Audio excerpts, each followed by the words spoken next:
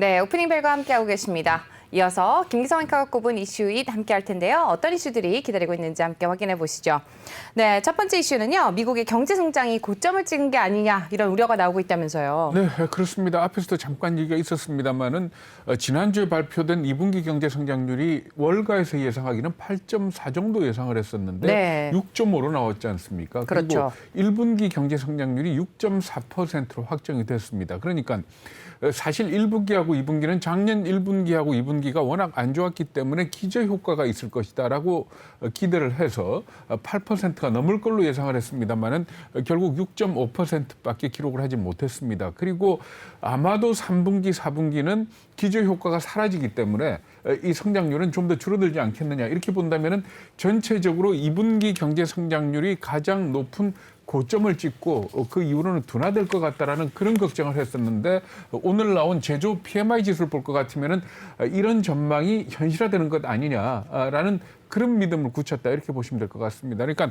ISM 제조업 지수가 59.5, 60 밑으로 떨어졌죠. 그러니까 전달 같은 경우에는 60.6이었고 예상치는 60.8이었습니다. 여기에 모두 미치지 못하면서 아무래도 경제 성장률의 둔화세는 지속될 것 같다. 그렇다면은 주가도 계속 힘을 받지 못하는 것 아니냐라는 그런 전망들이 나온 겁니다. 네, 그런 측면에서 10년물 국채금리가 떨어졌다고 봐야 될까요? 1.17까지 떨어졌죠? 네, 1.176%까지 떨어졌으니까 하루 만에 한 6bp 정도 하락하는 그런 모습을 나타냈거든요. 그러니까 일단은 아무래도 이 성장세가 좀 둔화되는 것 아니냐라는 것도 작용을 했겠습니다만은 뭐 워낙 여러 가지 변수가 있을 겁니다. 그런데 어제 같은 경우에 또 한 가지 변수는 뭔가 하면 우리 어제도 잠깐 얘기를 했습니다만은 미국 정부의 그 부채 한도 증액하는 부분에 대해서 네. 유예 기간이 끝났지 않습니까? 그렇습니다. 유예 기간이 네. 끝났다는 얘기는 미국 정부가 이 유예 협상을 갖다가 의회하고 하기 전까지는 채권을 새롭게 발행을 할 수가 없게 됩니다. 그러니까 결과적으로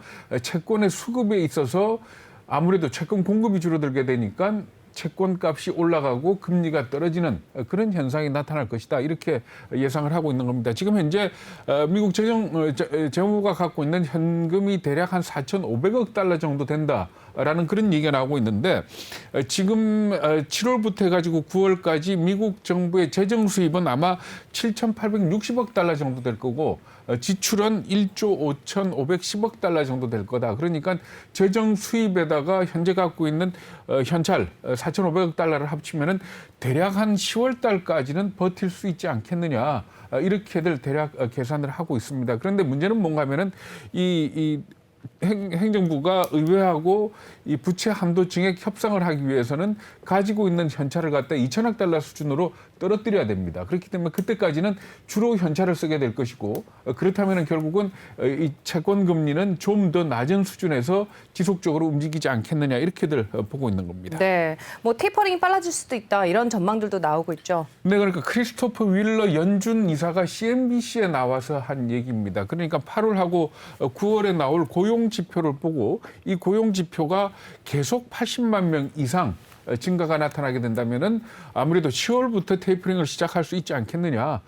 테이퍼링을 준비해야 되는 거 아니냐라는 네. 그런 얘기를 한 겁니다. 그러니까 6월 달에 비농업 부분 일자리가 85만 개가 증가를 했었거든요. 그런데 이게 8월과 9월에도 계속해서 늘어나게 된다면은 빨리 테이퍼링에 들어갈 가능성을 지적을 했다. 이렇게 보시면 될 것 같은데 지금 현재 연준 입장에서 본다면 인플레이션보다는 오히려 고용 쪽에 더 신경을 쓰는 듯한 그런 분위기거든요. 그렇기 때문에 곧 나올 이 비농업 분야 일자리에 대해서 상당히 지금 관심이 집중이 되고 있다. 이렇게 보시면 될 것 같습니다. 그런데 한 가지 문제는 뭔가 하면은 미국이 지금 현재 실업수당 200에 그 연방정부하고 주정부가 추가 실업수당을 지금 지급을 하고 있지 않습니까? 그렇습니다. 네. 이걸 갖다가 일부 주에서 6월 달부터 지급을 중단을 했습니다. 추가 실업수당에 대해서. 그러니까 7월 달 같은 경우에는 결국 추가 실업수당을 못 받게 된 사람들이 구직에 나서지 않았겠느냐. 그래서 이 말하자면 일자리가 좀 더 많이 늘어나지 않았겠느냐 이렇게들 기대를 하고 있습니다만은 일단 그것도 까봐야 안다라는 게 전체적인 분위기다 이렇게 보시면 될 것 같습니다. 네, 첫 번째 이슈 말씀 잘 들었습니다. 이어서 두 번째 이슈도 확인을 해보도록 하죠. 김기성 앵커가 꼽은 두 번째 이슈는 바로 인프라 투자 법안에 관련한 소식인데요. 미국의 인프라 투자 법안에 대한 민주당과 공화 양당이 또 합의를 했다는 소식이 나왔죠. 네, 그렇습니다. 미국의 정치 전문 매체죠. 더 힐이 보도를 했는데 상원이 1조 2천억 달러 규모의 인프라 투자 법안에 대해서 합의를 했고 그리고 이걸 갖다가 의회가 휴가에 들어가기 그러니까 8월 9일부터 휴가에 들어갑니다. 네. 휴가에 들어가기 전에 처리를 할 것이다 이렇게 얘기를 하고 있습니다.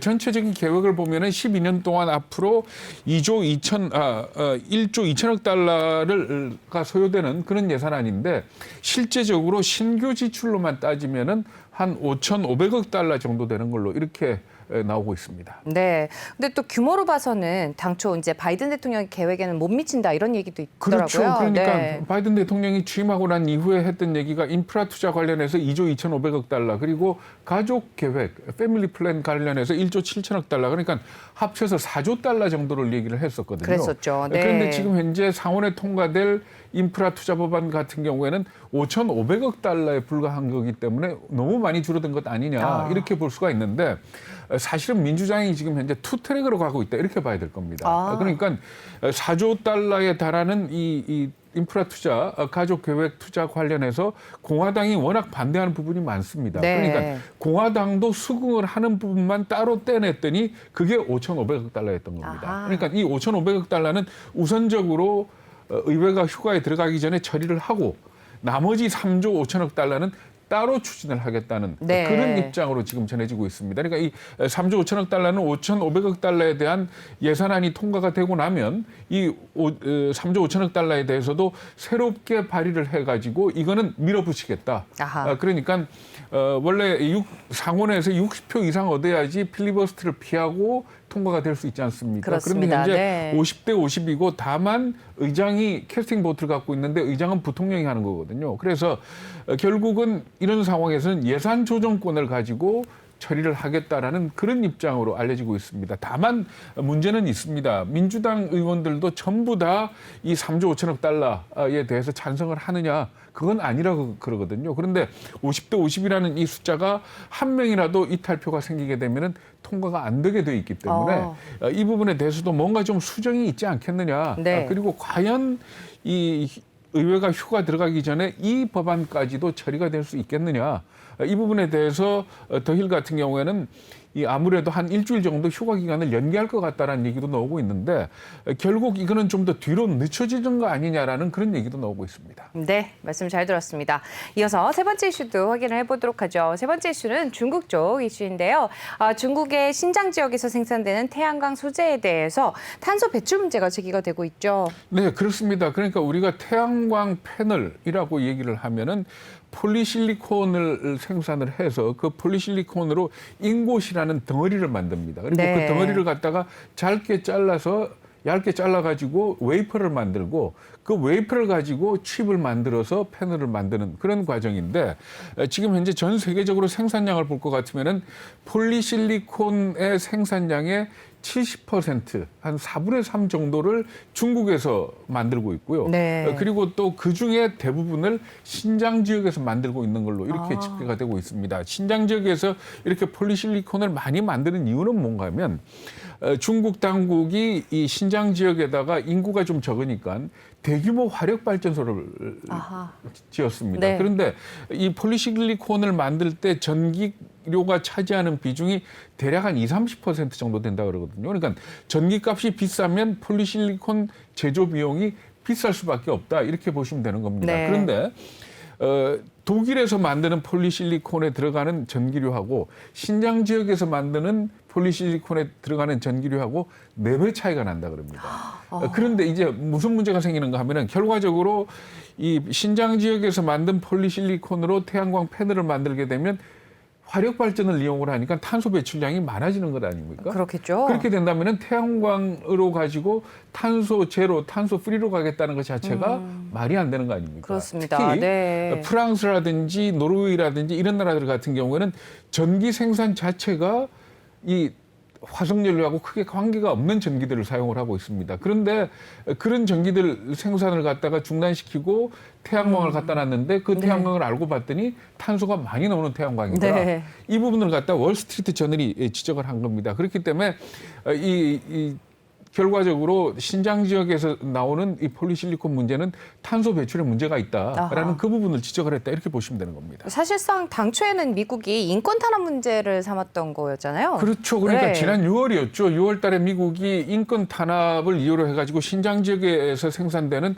태양광 관련 폴리실리콘이나 태양광 패널을 갖다가 수입 금지하는 그런 조치를 내렸었거든요. 그런데 단순히 인권 문제뿐만이 아니고 지금 현재 탄소 문제까지 들고 나왔던 거고, 그리고 또 인권 문제하고도 연결이 됩니다. 어떻게 연결이 되는가 하면, 그러니까 중국이 신장에다가 화력발전소를 많이 지었다 그랬지 않습니까? 네. 그리고는 그 화력발전소의 전기를 신장 지역에서만 쓰는 게 아니고 그 전기를 끌고 가가지고 신장 이외 다른 지역에서도 폴리실리콘을 제작을 합니다. 네. 그러면서 신장에 있는 신장 위구르족을 갖다가 데려다가 취업이라는 명목으로 데리고 가거든요. 그런데 여기에 대해서 뭐라고 지적을 하고 있는가 하면은 신장 위구르족들의 어떤 삶의 터전을, 그러니까 인종을 갖다가 분산시키는 그런 데 악용되고 있는 거 아니냐라는 그런 측면에서 문제 제기를 하고 있는 겁니다. 그렇기 때문에 프랑스 같은 경우에는 지금 현재 이 태양광 관련해서도 대규모 태양광 패널을 설치할 때는 탄소가 얼마나 들어갔는지 하는 걸 갖다가 밝혀라라는 그런 쪽이거든요. 그렇기 때문에 전 세계적으로 아마 이 중국산 폴리실리콘 내지는 태양광 패널에 대한 규제가 강화되지 않겠느냐 이렇게들 얘기를 하고 있습니다. 그래서 사실 폴리실리콘 가격이 최근에 굉장히 많이 올랐습니다. 많이 네. 올랐는데 이게 결국은 태양광 발전에 걸림돌이 되는 것 아닌지. 그러니까 결과적으로 태양광 패널 가격이 올라가게 되면 태양광 발전이 줄어들 것이고 경제성이 떨어지고 하는 그런 어떤 딜레마에 빠져 있다 이렇게 보면 될 것 같습니다. 네, 말씀 잘 들었고요. 이어서 네 번째 이슈까지 확인을 해보도록 하겠습니다. 유럽연합이 또 아마존에 대해서 거액의 과징금을 물렸다는 소식이 있는데요. 아무래도 개인정보 때문이 아니냐 뭐 이런 얘기가 있죠. 그렇습니다. 그러니까 룩셈부르크의 정보보호국가위원회가 아마존에다가 과징금을 물렸는데 그 과징금이 무려 7억 4,600만 유로입니다. 우리 돈으로 따져서 1조 한 2천억 원 정도 네. 되는 돈인데, 아니 왜 유럽 연합인데 룩셈부르크가 나섰냐라고 생각하실지 모르겠습니다만은 아마존의 유럽 본사가 룩셈부르크에 있다 그럽니다. 네. 그래서 룩셈부르크가 이번에 그 과징금을 물렸는데, 과징금을 물린 이유는 뭐 우리 얘기 많이 들었죠. 그러니까 네. 온라인이 아마존이 온라인을 통해서 이 광고를 하면서 말하자면 그 사람의 어떤 개인 정보를 알아가지고 광고를 갖다 내보내지 않습니까? 네. 근데 이 과정에서 사용자들의 충분한 동의가 없었다. 네. 이게 결국은 유럽연합의 법을 어긴 거다라는 그런 측면에서 지적을 한 거거든요. 근데 아마존 같은 경우는 이게 아무리 그렇다 손 치더라도 너무 벌금이 많다라는 부분을 지적을 하고 있고요. 그리고 또 이 유럽의 개인정보보호법을 너무 자의적으로 해석을 했다라고 반발을 하고 있습니다. 물론 네. 이 액수가 확정된 건 아니라 그럽니다. 룩셈부르크가 일단 과징금을 물리긴 했습니다만은 최종적으로 확정되기 위해서는 다른 나라의 이 정보보호당국과도 협의가 돼야 된다 그러거든요. 그러니까 아하. 마지막으로 그런 과정이 남아 있긴 하지만은 아마도 그 어떤 위치 기반으로 해가지고 하는 광고들이 있죠.